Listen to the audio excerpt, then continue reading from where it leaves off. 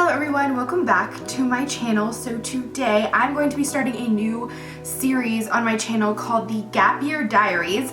If you have not heard, I am currently in a gap year in between going from high school to college. I'm exploring a lot of different options. I made a video up here kind of explaining it further previously, but I kind of want to go into detail talking about a couple of the things that I've encountered so far on my gap year that I didn't think I would probably be going through right now. If you have not heard, I applied to college, I got in, I was going to go to Auburn University this past fall. I ended up taking a gap year, deciding not to go, and I'm currently in the process of reapplying for colleges. I'm going through a class right now in college to get a certification for programming computers.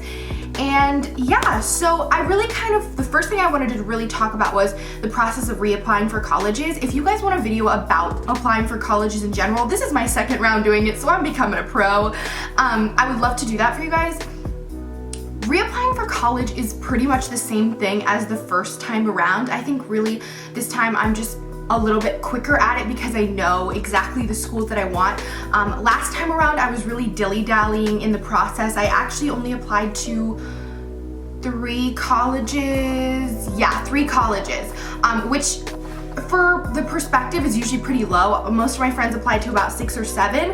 I only applied to 3 and none of them were in my state.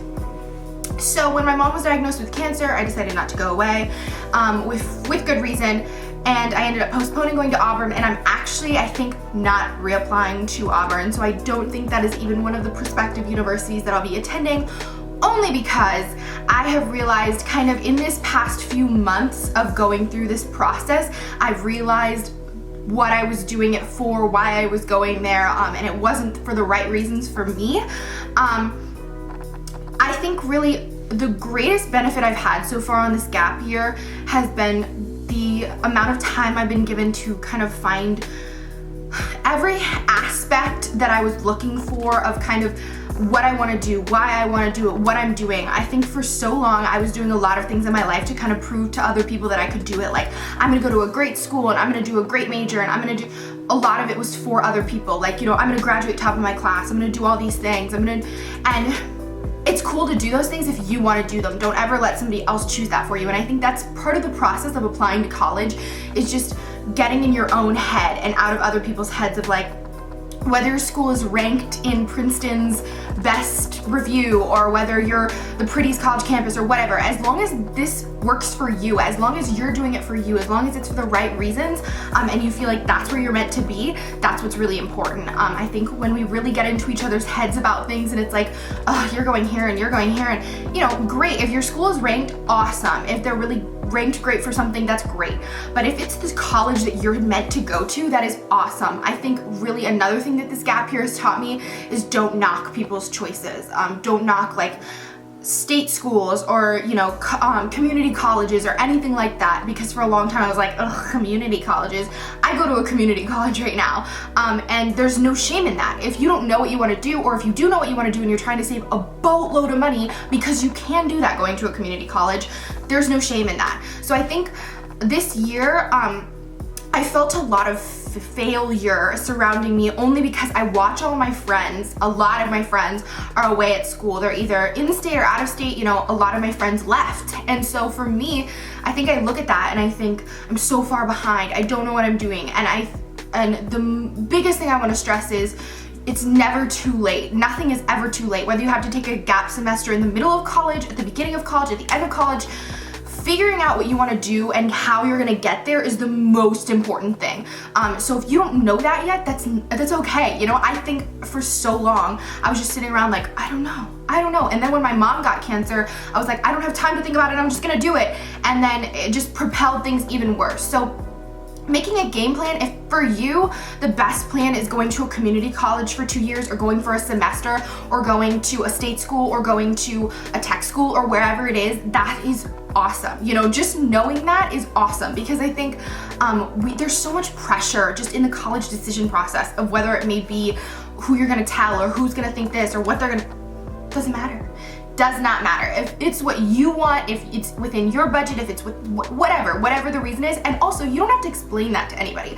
I think for a long time I felt like I had told everybody I was going to Auburn. I was like, I'm going to Auburn.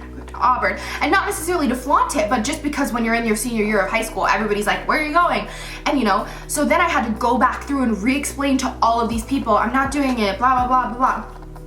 What people have to say about your decisions means nothing, because you're the one at the end of the day who has to go to bed at night and be okay with your decision. When I meet other people who are in college right now and I'm like, yeah, I still live at home, and some people that really turns them off, they're like, especially guys, they're like, no, I don't think so. There's no shame in that either. There's just no shame in the process that you take to get to where you're supposed to go, because we all take different routes. And so to get there by living at home for 4 years or living at home no years, or there's no shame in any of that. Again, it's just, everything is a learning process. I'm learning that. This coding class that I'm doing is not where I'm supposed to be right now. Like, I don't hate it, but it's not for me. It's not what I have planned for the rest of my life. And so learning that was easy. A check thing off the list, because I'm going through this list right now of these are all the possible things I could do. Let me check them off and just see which ones work. Everything is trial and error. Try it. If it doesn't work, switch it. If it works, keep it. If it doesn't, switch it again. You know, it's just all just transferring schools or staying at your school. I'm applying to like 7 different schools this time because I want as many options as I can possibly have for myself. I'm going on a bunch more college tours. The last time I was so unprepared. I was just pushing myself into it. And my parents even said, you know, we weren't sure what you were doing, because I applied to 3 schools and I went on like 2 college tours. I didn't do hardly anything. Do as much research as you can. Just, even if you can't afford to get to the school to take a college tour, or even if you can't, whatever, do as much research. Look online, watch campus tours, watch videos of people who go to school there, ask them, message them. Gathering information this year has been so important to me, just getting all my everything in order, like saying, okay, this is what I'm doing and this is how I'm gonna do it, and this is what I you know, I have job shadowing lined up and I have an internship and all this stuff, you know, getting it together and just saying, this is my plan is crucial. And if you can do that, you can do anything. Girl, boy, whoever's watching this, you can take over the world. That's all I'm saying. So I think for me, the biggest part of this gap year has just been, so far, learning, which I have liked and not liked. It's been challenging. Again, I'm only a few months into it. We're only in October. I still have some time. Still working on college apps. I'm still doing it. It's so, oh my gosh.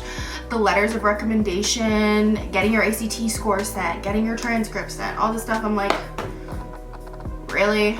Part 2 of this? But yeah, I think if you have any questions about taking a gap year, or what it's like, or what I'm doing, or all this stuff, you can totally leave them down below, because I will answer them all as best I can. So thank you so much for watching, and I will see you back here later. Fingers down my spine. Yeah. Girl, you look mighty fine. Yeah. Won't you rub your fingers down